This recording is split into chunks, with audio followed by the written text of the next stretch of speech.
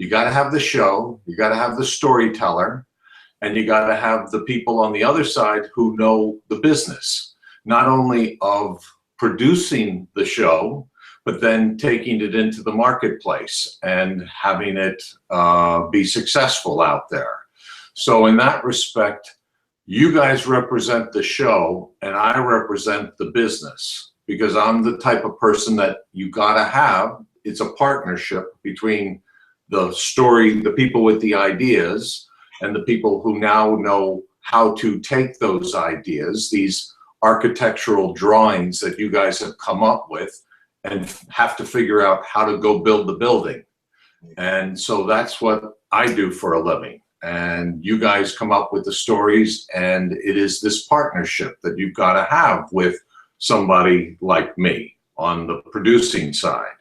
My job, your job title oftentimes comes in as an executive producer or a supervising producer, and my job title is traditionally a line producer, and that's the person who's in charge of the nuts and the bolts, the budget, the schedule, how to hire the crew, how to get the equipment together, how to get the army together and go knock out 5, 6, 7 usable minutes every day. I used to have a sign on my door that said 12 hours equals 5 minutes, because that's what I got to do. I got to take the stories you come up with and figure out a way how to interpret your 7 or 8 pages of glorious material and get it filtered down into 5 minutes of usable footage.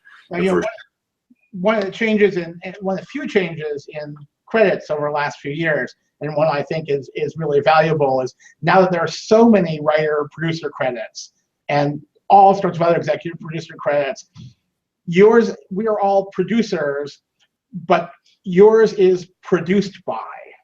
Yes, and we will get to argue with the respective business affairs people later on about all that. The glory, you're credit. doing the work, right? You are putting us on its feet.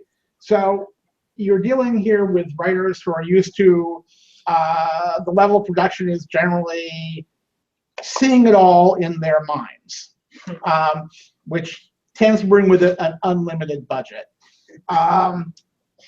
And you're clearly used to dealing with these people, because what I know is that you're actually 35 years old. You just work with a lot of writers. What's your process? If you were hired today and you were handed, I know you've seen the story, but assume a script, what do you do with that? Did you, Bill, give them my preliminary breakdown? Yes. Yes, he did. Okay.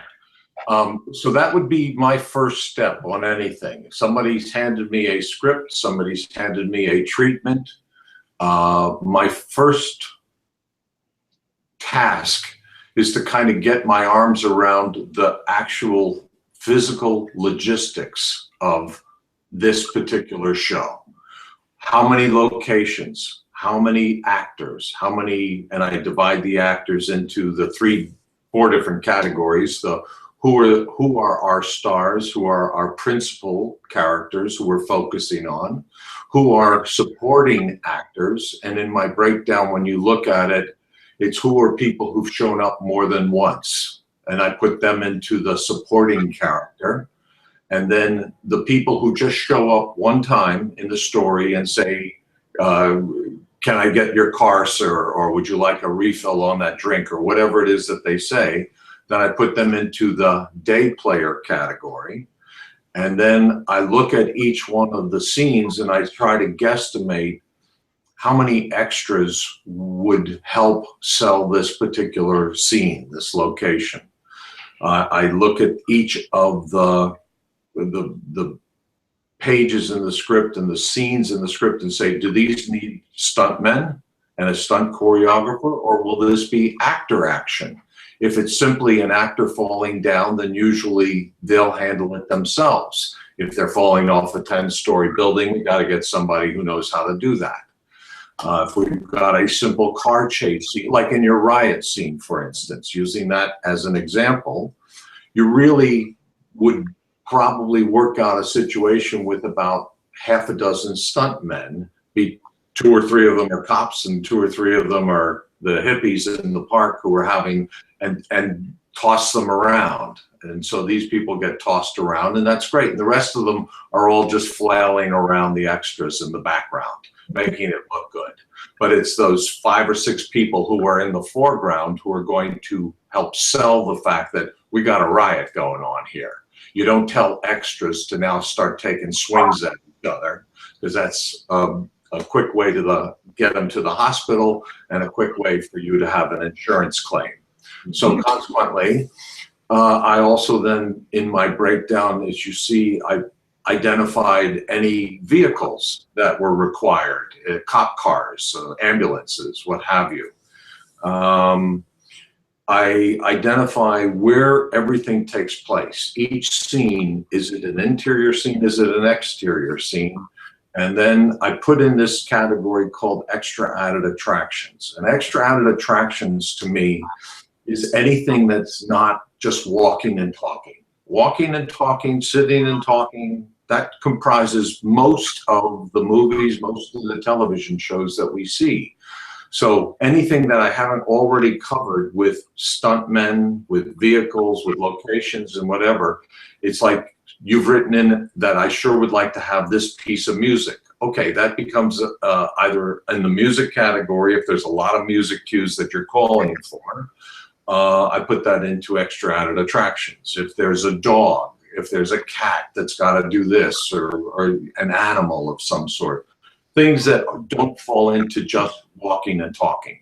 So that's what I normally do, is I'll pull a script or a treatment apart into all of these different categories, and then I put it back together again as my second step in the process into a shooting schedule.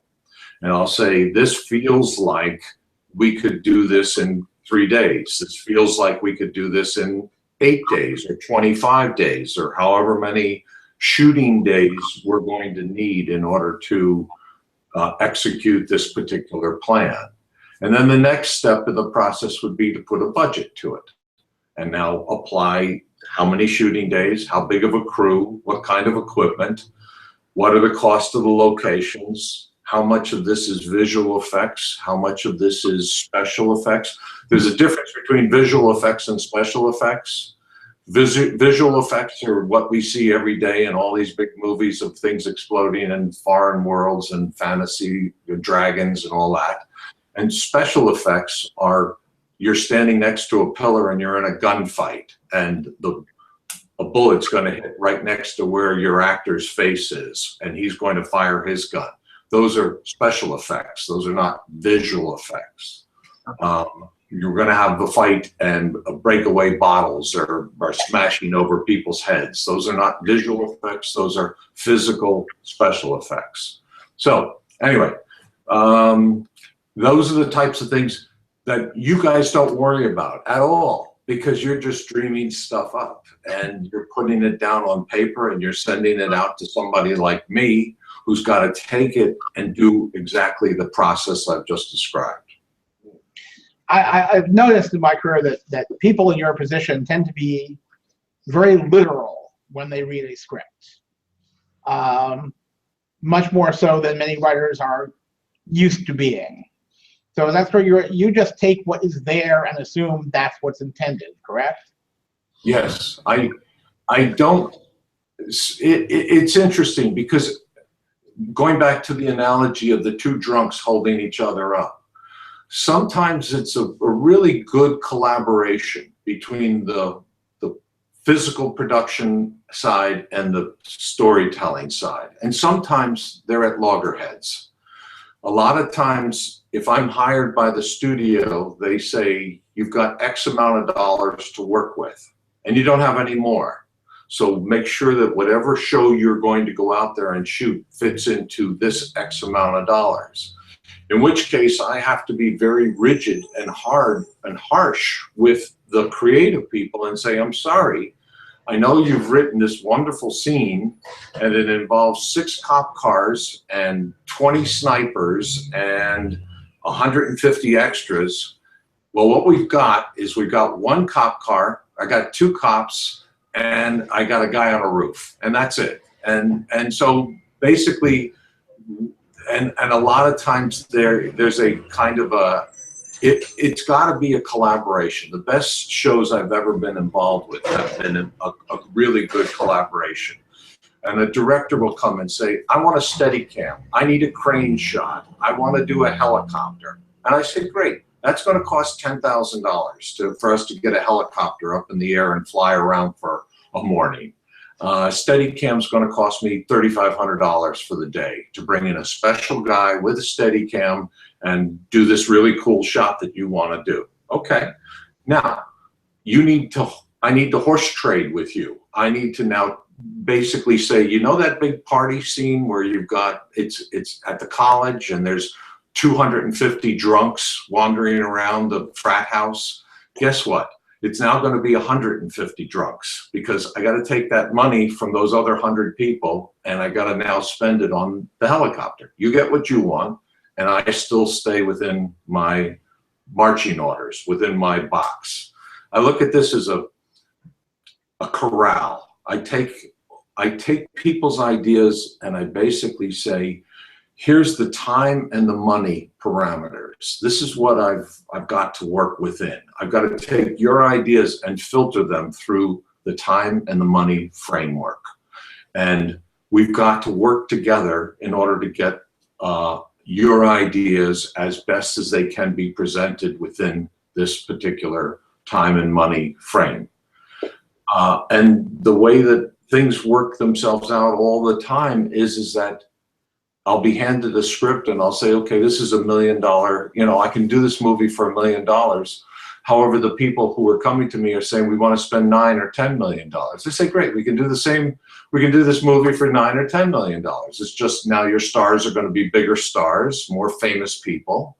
Your visual effects are going to be much more intense and bigger. Your music, your music budget is going to be much bigger, and you're going to have a much better show for $9 or $10 million.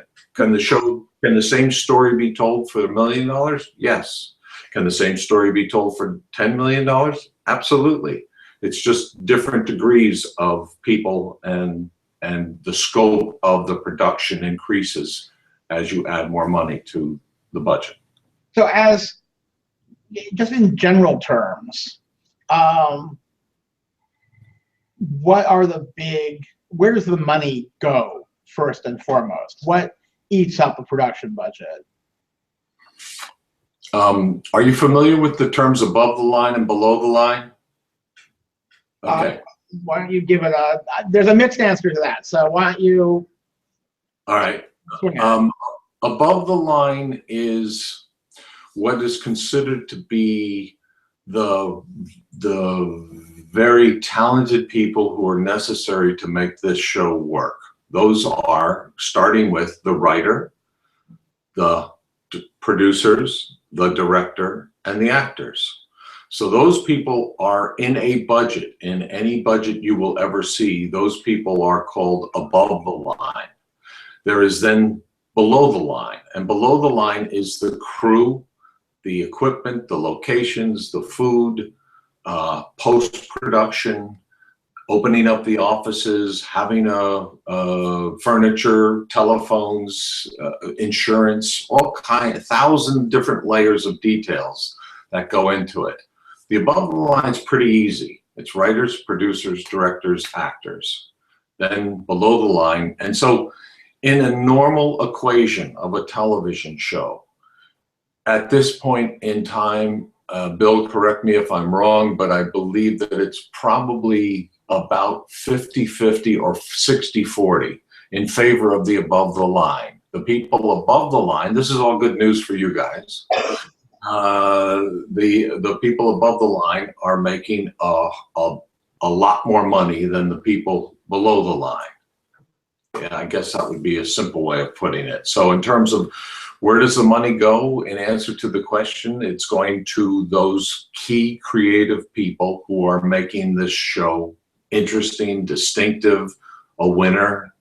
Now, since we're all working free here, I take that back because these guys are actually paying for a privilege. which we appreciate. So we don't have to worry about paying our writers and producers, and not much to a director, and actors are going to be as cheap as they possibly can be, because we're working on a SAG student film contract. What's going to eat our budget? Both. Yeah. All right. There's a couple of things that you need to be concerned about. This is a period piece, and as such, I noted it in my breakdown. You have extra added attractions, going back to that category, that are going to be required in order for you to actually sell the viewer on the concept that your film is taking place in the 1970s, Bill? 61. 1961. So we're going back, 55 years, and there are very distinctive things that identify this show as something taking place 55 years ago. And those include your wardrobe, your hairdos, your automobiles, your props and set dressing, and what things looked like back in 1961. And so each one of those things are very important in terms of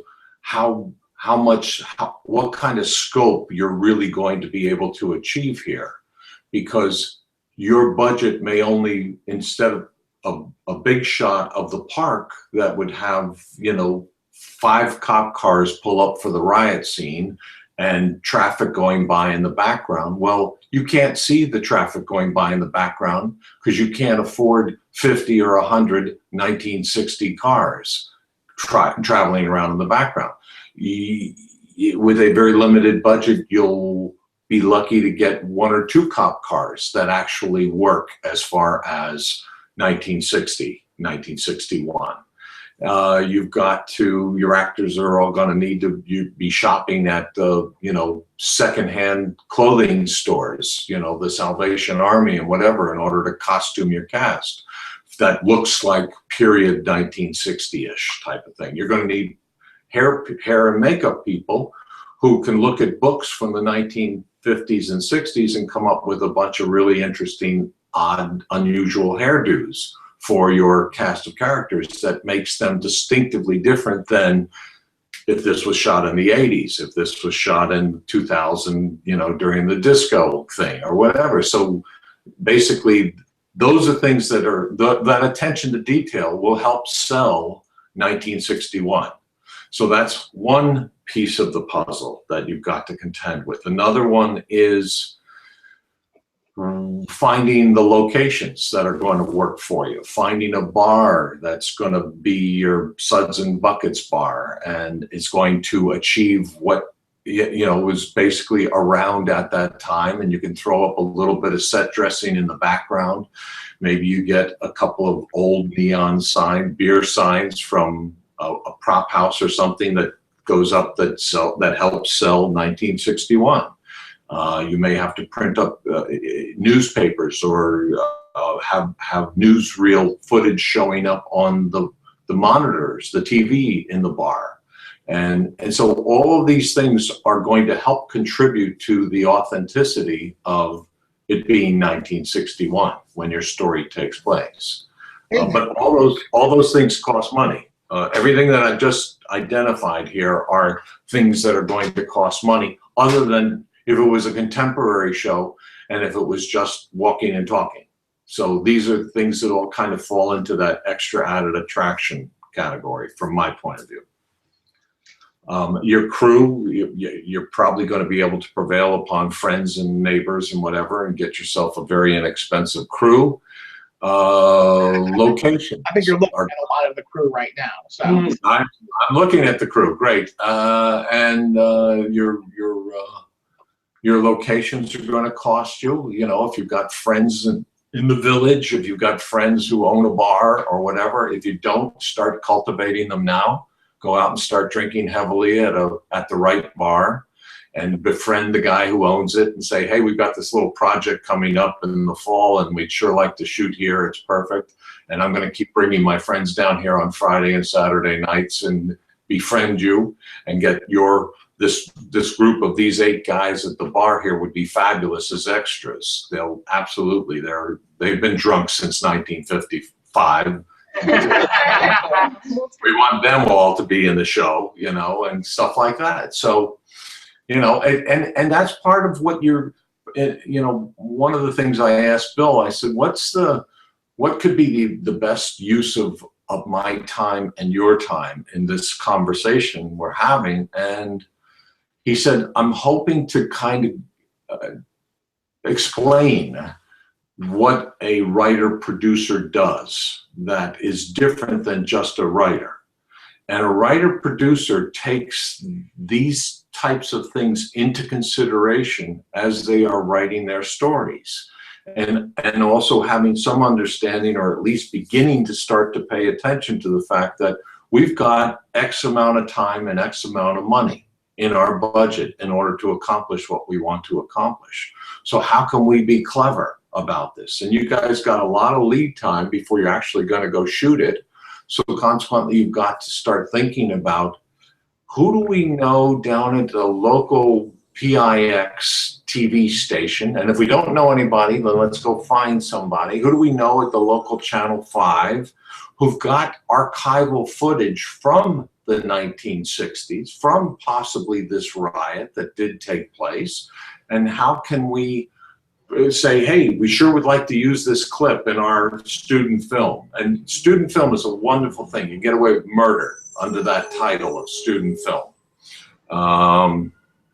And so it's really starting to sort of identify the elements that you've got. It may be that you know, as you look around and say, is there some group out there that could help you for a donation? And I'm just going to throw this out. So, you know, I always kind of like, when I'm now putting my budget together, now that I know what I'm going to do, I start looking around and say, okay, I've got a TV show that I need a scene that has to do with 2 Little League teams going for the championship. Well, I'll go find myself a Little League organization and I'll say, how about if I make a contribution for new uniforms? How about if I give you $1,000 or $2,000? Can you bring out these 40 kids and their 80 parents and get them out here on Saturday morning, and I get to shoot the scene I need, and it costs me $1,000 or $2,000. Whereas if I were to do it legitimately and go through Casting Central and go and hire each one of these kids and do all this sort of thing, that scene could cost me $20,000 or $30,000. So I'm always looking for groups of people that I could make a contribution to headquarters and try to get 30 or 50 or 100 people out there in Gramercy Park on the day that you guys want to pull off the riot scene or something like that. So for instance, you know, we're really cutting down our Little League scenes in this project, but you know, we do need a lot of people of both speaking parts and background who are musicians. Hopefully musicians who have their own instruments, and certainly who can sing. Maybe that be the sort of thing we would look for, I don't know, some contemporary folk organization or folk club. Yeah, I would put up, you know, I mean, the internet is probably the best tool you could possibly hope for in terms of helping to find people.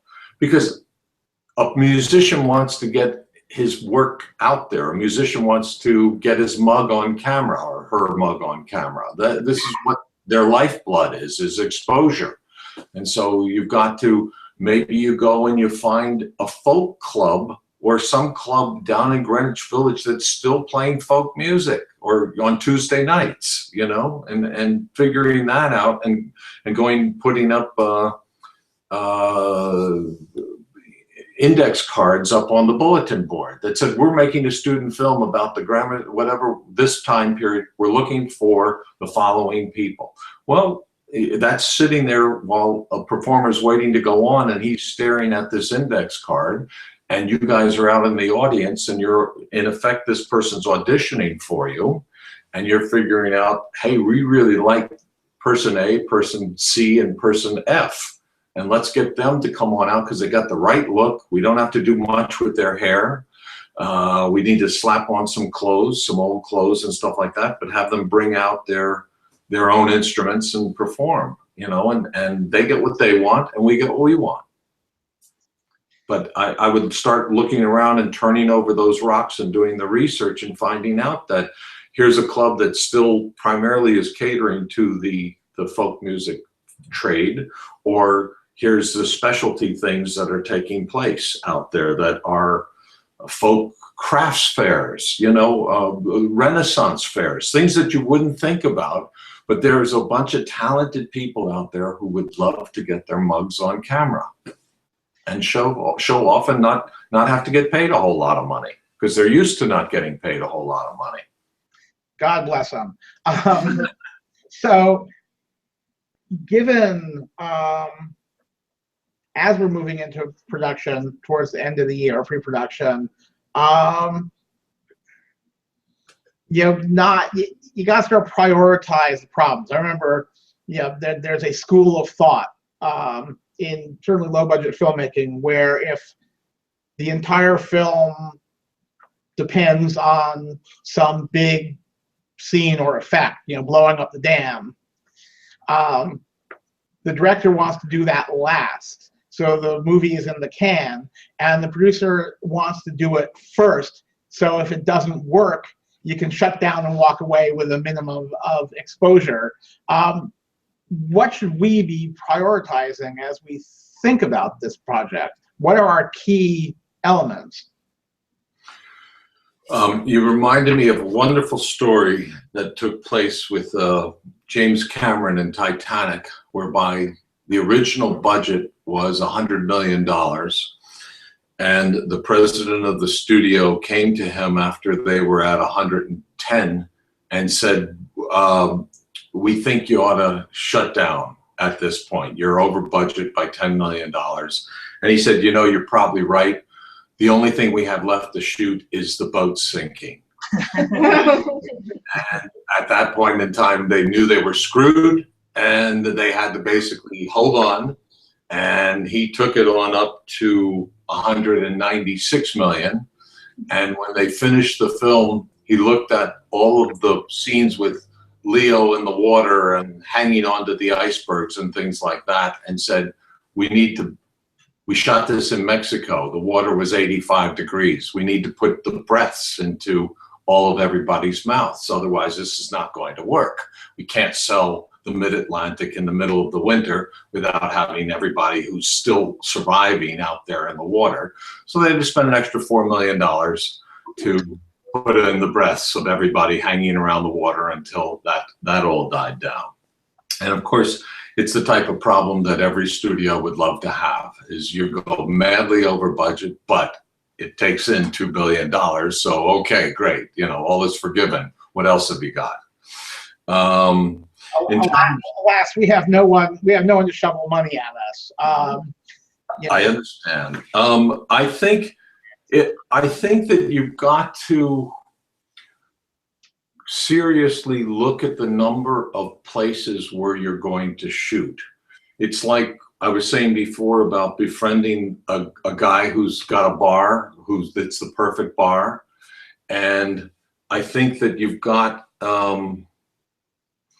let's see, you know, you're calling for some expensive propositions here, things like a subway train. Well, the subway trains nowadays don't look like the subway trains from 1961. They've all been refurbished and changed completely. So you've got to start thinking about contracting the number of places that you really physically, if you're at this side of Gramercy Park and are shooting this particular scene, and now you want to go move all the camera equipment, the lights, everything over to this part of Gramercy Park, you're going to lose a half an hour. If you're going to, and when I say lose a half an hour, it means that the crew, that's all they're doing. They're just pulling all the equipment down, they're putting it on carts, and they're rolling it across the way, and now refocusing the camera and re-getting the lights up and everything takes, and you know, that if you've got a really 60-man professional crew, you know, you're zinging along, and you can do that type of a thing where you're just turning the camera around and we're going over here. You can do that in 15 minutes.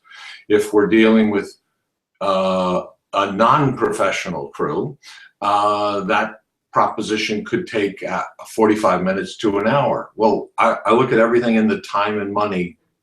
We have so many hours of daylight in the day. We have so many hours out at this particular location. Before, yes, you can come and shoot in my bar. My bar is closed on Mondays, so you can come and shoot on Monday. You can't shoot any other day. You got to shoot on Monday. You can shoot in my bar until 6 o'clock at night, because after 6 o'clock at night, we start to get busy, and that's where I make all my money. I realize you guys are making a student film, and it's all of that voyage of discovery of figuring out how can we get things done in a very inexpensive, in a less expensive way.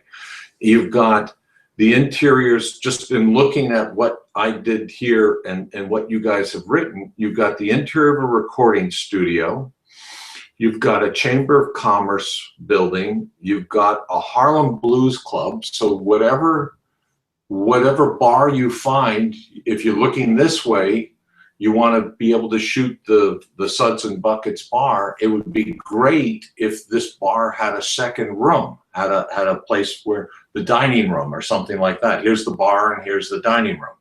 Can we take the dining room and turn that into the Harlem Blues Club? You know, by just putting in some set dressing and some signage and stuff like that. That way we only have to move the cameras on this particular day from this room over here into that room. Now, that's a whole lot better than moving the cameras from, we got to finish up in this bar, put all the gear into a truck, we got to go drive across town a mile away, half a mile away, we got to find parking spaces, we got to put all that gear, take it out of the truck, bring it on over, get it all set up, and now shoot the Harlem Blues Club. And that exercise that I've just walked you through is going to take 2 hours out of your day, blindfolded. You're not going to be able to, it's not going to be 2 productive hours. It's going to be 2 hours of downtime where you cannot shoot because of that particular logistical move. You've got the police station, the old record store. If you look at your scenes and say, can we do this scene, the essence of whatever's important about this particular scene, can we do it in a location that we're already in? If we're looking this way in the park, can we just turn the camera that way? And instead of going to a record store, we got a guy selling records. He's a hawker, he's walking down the street and he's got a, hey, I got the, you know, the being, great, can I shoot that whole scene instead of having to go to a record store, having to light it, having to bring in set dressing, having to have extras, having to find a whole bunch of old albums and signage in order to sell that it's 1960. It's starting to think along the lines of pulling things together as opposed to going grander and bigger and better, because you don't have the budget for grander, bigger, and better. So now you got to be clever. It comes down first to a question of what's the meaning of this scene. To get past the surface details, oh, we're shooting the subway, say, what meaning do we need to get out of here? I mean, this must be a conversation you have all the time. Right. And I think that that's all part of the process. It's like what you said, Bill, when I was talking with you yesterday. It's like you don't want to confine everybody's, this is not Phone Booth. Anybody see the movie Phone Booth? it all takes place on one New York street, a guy in a phone booth, the whole movie. And now we've got all kinds of craziness taking place in and around this phone booth, but the whole film takes place here. It's like various other things. And I think necessity being the mother of invention, I think you get to be clever. That's what you win in this proposition is how can we be clever? How can we do things whereby we can get the guy at the bar has got a basement. Can we stick in a couple of bars in that basement and now we got a jail? So now all we got to do is move the cameras from upstairs to downstairs. Can we take that other room that he's got as the restaurant and can we put in what would be the front desk of a police station and limit our shots? We're not going to have some big grand sweeping shot where we have a 360-degree view of the world. We just need to sell the fact that there's a policeman standing behind a desk and our actors are going to walk in and talk to them, and we limit the scope of that particular scene. And so it's just being clever up and down the line and figuring out interesting ways to shoot as many different scenes with as few location moves as possible, with few relighting, repositioning of the camera, etc. And it's another layer of creativity that takes place on top of the initial layer of creativity that you guys create. Yeah, the negotiation that I went through time after time after time on various TV shows was the line producer or the studio budget guy calling and saying, you have to cut the scene at the toy store because we can't go to the toy store. And the response was, that's the key scene in the show. So then the question is, does it have to be at a toy store, right? Can't we put it on our standing sets? Well, no, because it's the scene from Big where he's on the piano, right? So it has to be a toy store. My response at that point was generally, tell me what the actual problem we're facing is. The budget problem or the schedule problem, right? Don't give me the solution. Give me the problem, and then let me figure out what can shift in the story to solve that problem without losing the sort of the one irreducible piece that I really need. Right. You must go through this all the time. All the time. It's the two drunks holding each other up. It's that conversation that needs to be had on an ongoing basis between the art and the commerce, between the show and the business. And that's what it is. It's a collaboration. And since you guys are basically functioning or going to be functioning in both capacities, you're going to not only be the guys involved with the art, but you're going to be the guys involved with the actual production. You're basically going to be wearing both of those hats. And what you've got to do is figure out what's important. And it's going back to what Bill was just talking about, is what is the essential scenes? What are the things that we have to have in order to tell our story? And then what are the scenes that we can play with? You could take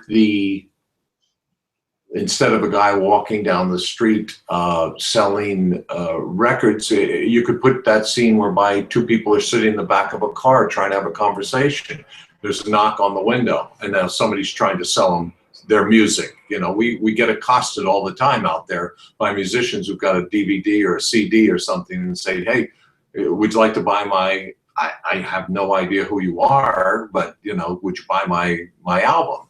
And so you could do that scene there. And it's like looking at, if the Gramercy Park riot is a pivotal moment in this movie, if the film doesn't work without it, then you got to use that as your starting point.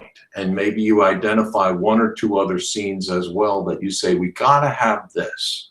If we don't have this, we don't have anything. And so now you start working backwards from there and say, here's the location that this needs to take place in, as Bill was saying, the piano scene from Big. And what else is going to have to now be sacrificed in this conversation that we're having? What else can go? Oh, it was a lovely little, half a page scene that's going to take place down in the subway. Well, it's got to go. We got to take that scene and put it someplace else of just walking down the street that we all have. I keep going to that subway because I think that was my fault. I think it was throwaway lines like, we're looking for a guy. Oh, he sings down the subway because that's what musicians do. And then because this is a creative group of writers, when they came to write that scene, they turned it into a real scene that had to be set in the subway. But really, when you pull back from that, from the subway itself, the point of the scene is we have to find this guy. The way we find him is he plays in a place regularly. So, if we just say, oh no, he plays in that part of the park that's completely surrounded by trees, so you can't see any cars going by on the street, or any passersby or any extras at all. Couldn't be. The scene itself, the text of the scene plays exactly the same way. Exactly, right. And it's that sort of, it's like I said, it's another layer of creativity that is required in every production.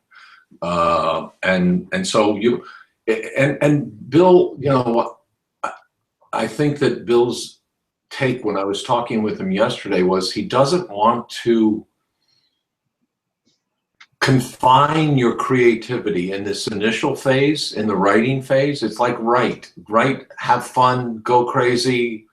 In comes the Salvation Army marching band, and that's going to be a great scene, And it's like, okay, can we find out when the Salvation Army marching band is rehearsing?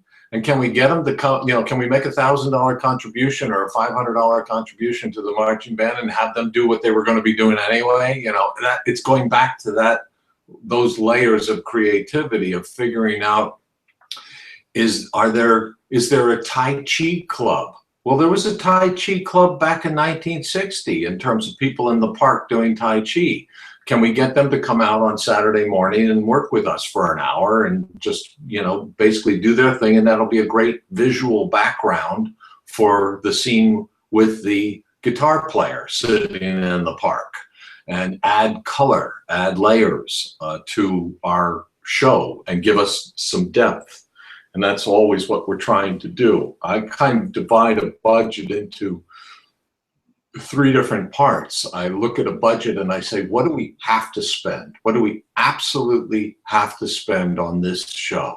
Well, we need to rent some cameras, unless we can find a cameraman who owns his own cameras, and then we can just get a deal with him. We have to buy food. Quickest way to accrue mutiny is bad food. I just want to thank you for bringing that up so early in the list of things, because that is one thing that unless you've done it, you never think about. No. Quickest way to accrue mutiny is bad food, no food. So food, very important in terms of taking care of making sure that the Army runs on its stomach, and everybody's expecting a cup of coffee in the morning and an Egg McMuffin. And you got to figure out a deal with Subway. And that's the other part, is that there are people out there who will give you things. Subway will give you the food for your movie, if you go and approach them properly. Coca-Cola, Pepsi will give you the sodas and the water for the crew. These are things you don't have to spend money on. You're going to give them a credit at the end of the show and a big thank you or something like that. So there's things that can be promoted that are going to help you with your bottom line of things that you're going to have to spend money on, but hey, it'd be much better if we can talk somebody into giving it to us. And so so I divide the budget into these are the things that we have to spend money on. We gotta have in order to make this show work. You're gonna have to spend a certain amount of money unless you're just depending that everybody's got 1960 clothing hanging around, especially your principals who you're gonna be in the foreground. It's okay if the people in the background have got t-shirts on and blue jeans, and who cares if they were, you know, brand new or something like that. It's the people who we're going to be focusing on, your key actors, who need to be dressed in the proper clothing in order to help sell your time period. It's the cars. There are car clubs. There's car clubs out there that have vintage cars that you can get a hold of, and you can say, hey, on Sunday afternoon, we need 20 of your, they'll come in, they'll be all polished up, they'll drive the cars themselves, and you know, it's the type of thing that they love doing, because once again, they're like the musicians, they just want to get their car on camera. So they'll be happy to have you come around. And if you say, hey, we really love that Ford Fairway, you know, from 1961, and we want to make that the hero car, can we give you money for gas? And can we have it for 3 days? And can you come down and drive your baby around when we're not using it, and make sure that it's parked safely, and and all that sort of stuff. A lot of things can be promoted if you go at it with the right attitude and hide behind that student. We're making a student film at, you know, at a prestigious college. So anyway. Yeah, no, I'm just thinking, I don't think you've ever shot in New York, have you? No, I was born and raised in Rye, New York, which is up the road a little bit. No, I was just, we will have to find out about permitting and the such like once we start putting cars on the street. But yeah, but it's all going to be part of your location. You know, you're going to have to get a permit from the city in order to be able to shoot at Gramercy Park. So therefore, you identify on that permit that on this part of Gramercy Park and on this particular drive or this particular street, we're going to need to make sure that nobody else is parking there on the day that we're shooting, because we need to park 6 period cars along in order to sell this 1960. And the cops, and you put up the notices, and the people who live in the neighborhood who normally park in the spots that you want are being told that their cars are going to get towed if they happen to be there on Saturday morning, because you've got to pull in with your 6 cars and sell that scene. And, you know, and that becomes an official part of your location request and license to shoot there.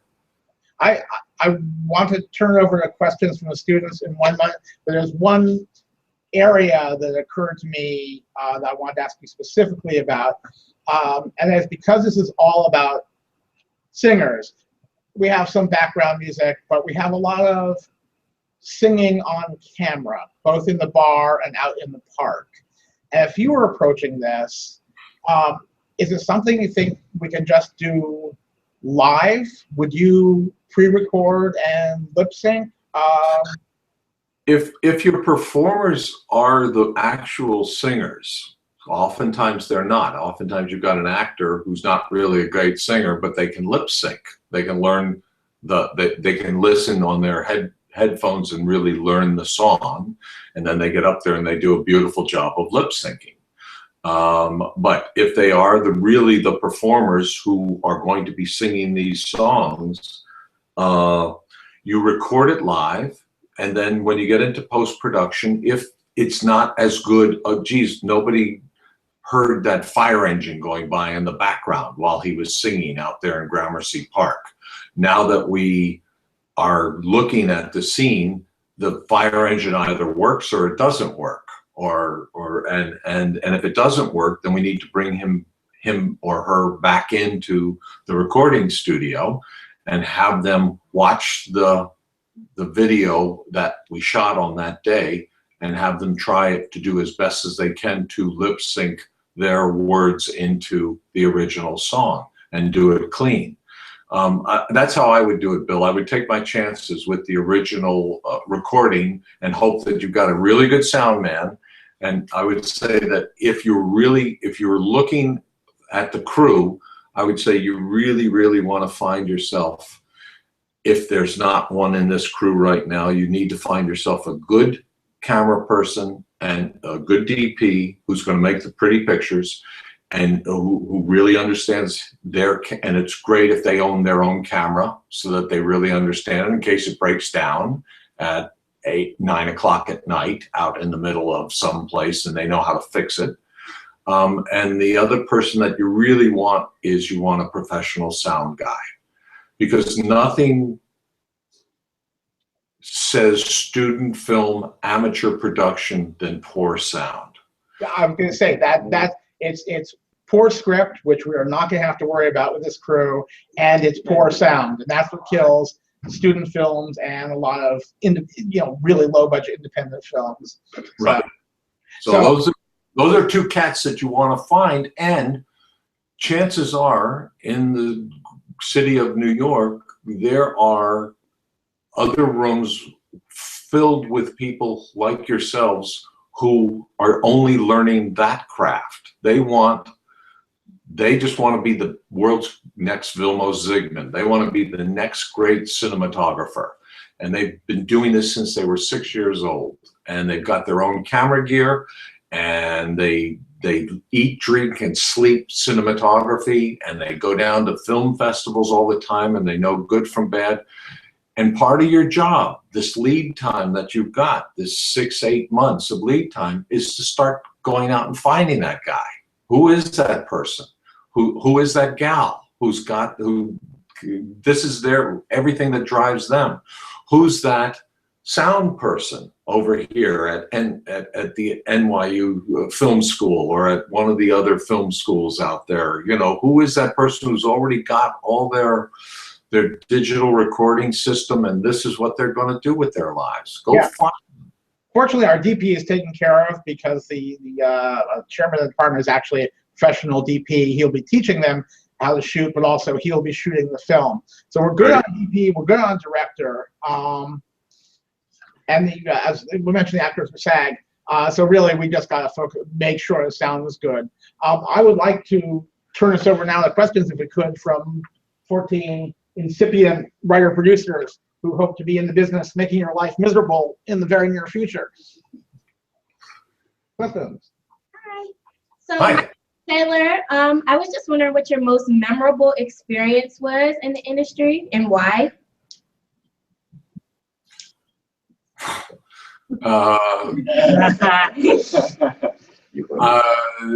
In my formative years, when I was very young and had arrived in Hollywood not knowing anybody, I got lucky with, hold on one second. Somebody here. I got lucky and I became a kid I went to college with. The 4 of us came out to California, not knowing anybody, not having any money, just saying we're going to conquer this mountain. And it turned out that I got a job working on some Roger Corman. I don't know if you know who Roger Corman is, but he's a famous character in show business who has been producing 20 movies a year for the last 40 years. So he's been responsible for about 800 or 1,000 movies. And anyway, he got a job working as a gopher, a PA, a production assistant at Corman's place, and then ended up getting a job working the same job for a director named Peter Bogdanovich. And at the time, Peter Bogdanovich had a very famous man named Orson Welles living at his house, and Orson was working on his film, and he needed an assistant editor. And so I became his assistant editor for 2.5 years when I was a young kid. And so that was a very formative time period in my life in terms of watching 2 different ends of the artistic spectrum. We had Roger and Gene Corman making a whole bunch of horrible movies, but doing it their way every year, doing 20 bad movies a year.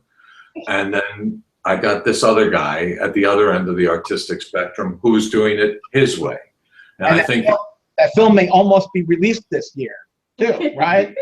it may very well. That film that I worked on for 2.5 years may actually get released this year. But anyway, those were two different ends of the artistic spectrum. And as a result of experiencing that firsthand, it sort of wrecked me for the Laverne and Shirleys of the world.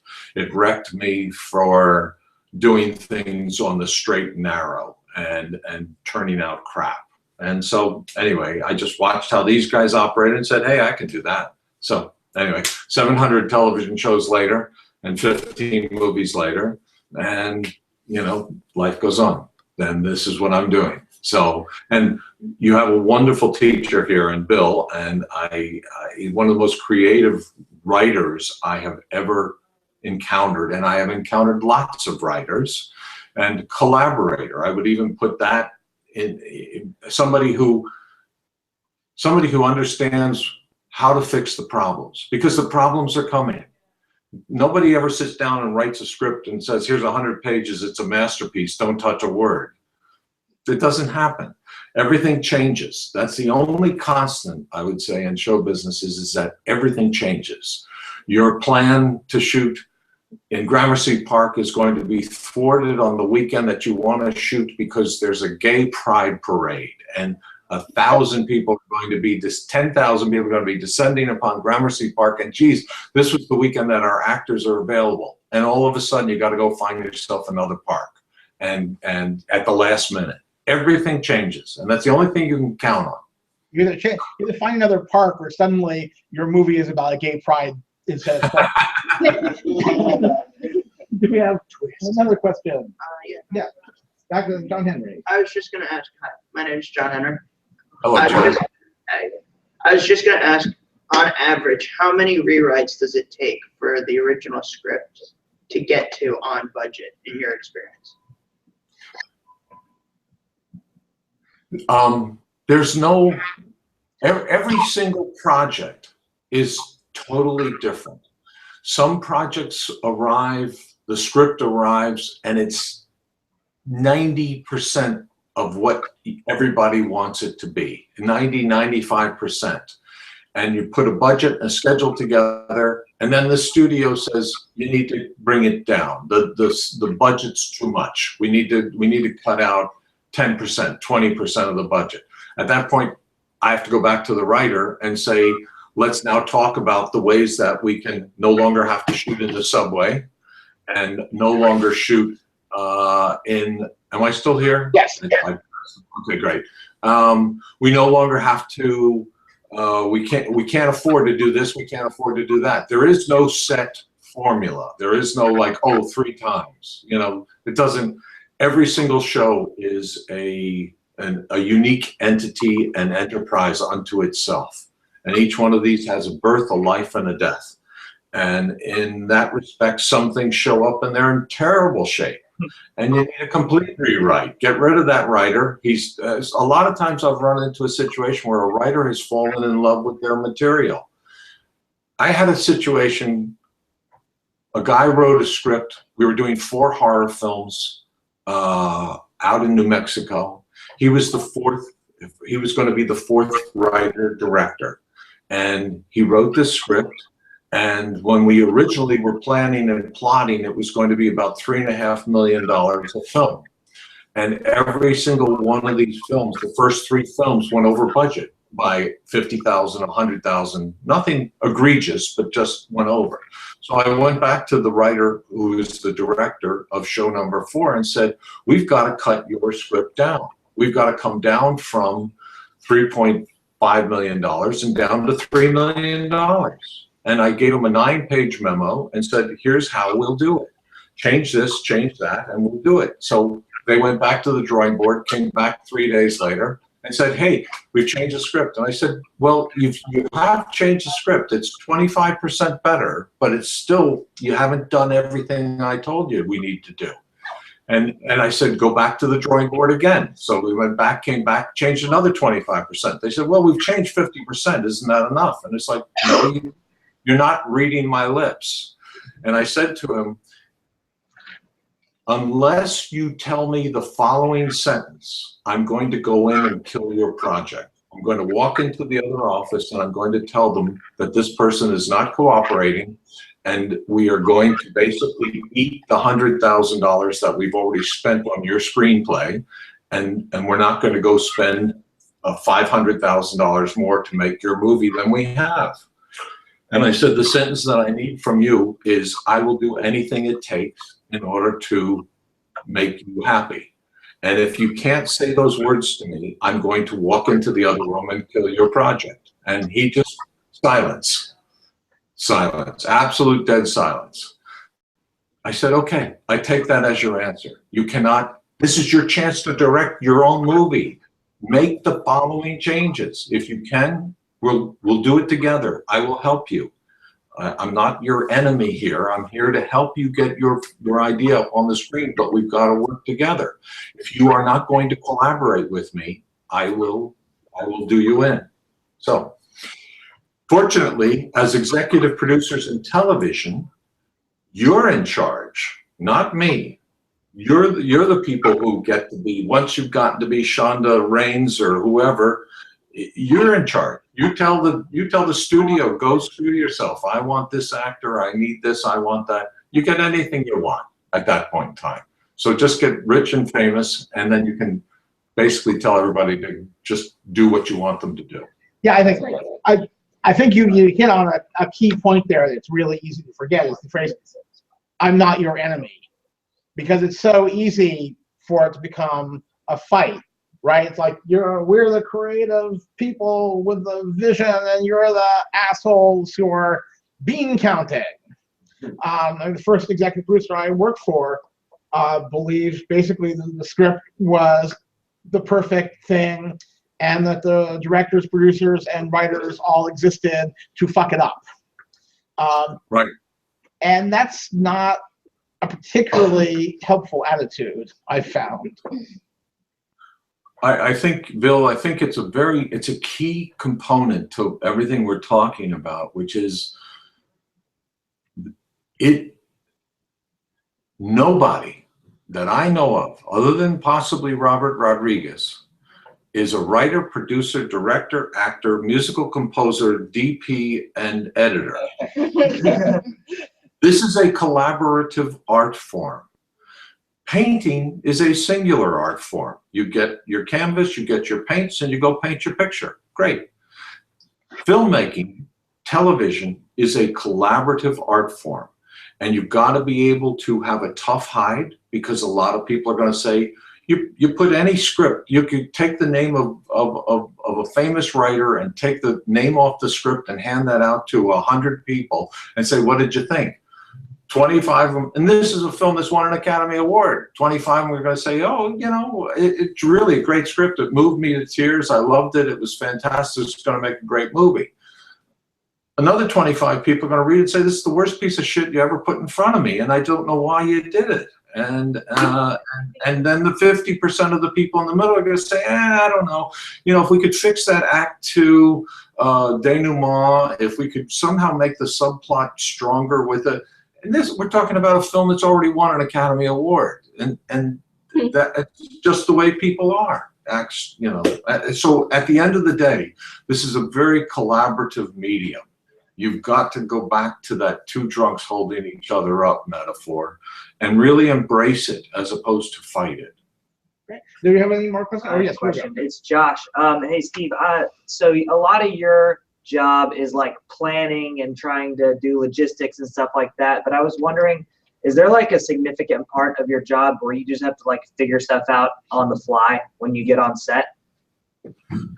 Everything changes. Yeah. You've the best laid plans. You've gone out, you've location scouted something, you've figured out, you know, special effects and things like that are very tricky, because a lot of times, like in a sci-fi fantasy fight sequence, you might have some practical special effects of the bullet holes hitting nearby where your actor is standing, and then you've got a CGI effect of the laser beam coming in from the ray gun from the alien over on the other side of the shot. And you absolutely are having to fly by the seat of your pants on a daily basis. I think that what I do is with my director is I'll have the first AD sit down and basically say, here's the schedule for today. Here's the 5, the 8, the 12, and I'm looking at a low budget horror film right now to shoot in 6 days. And here's the 20 pages we need to shoot today. So we need to be here at 8 o'clock in the morning, here by 10 o'clock, here by noon, here by 1, here by etc. And if I'm producing that particular show and they're on schedule, I'm out working on tomorrow's schedule and whatever else is going to be needed to make sure that everything's in place for tomorrow. And I'm also working on cleaning up the mess from yesterday. And so as long as they're hitting their marks and their marching orders and they're working it. Now, when they hit a problem, it's like we now get to lunchtime and it turns out that the production is an hour and a half to 2 hours behind where we thought it was going to be or ought to be.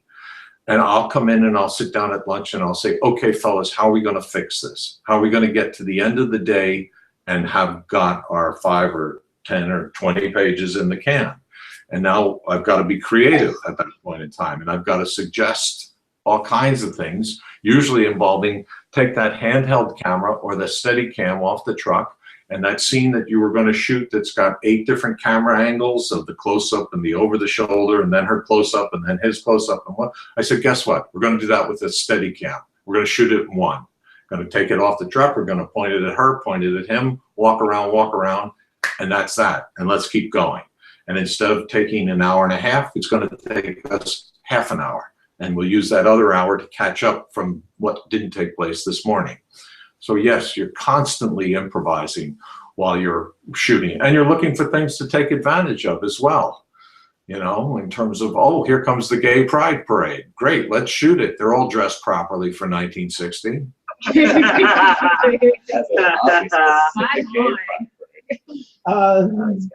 Do we have any more questions? I was going to ask you, what has been your most difficult production to work on as a line producer?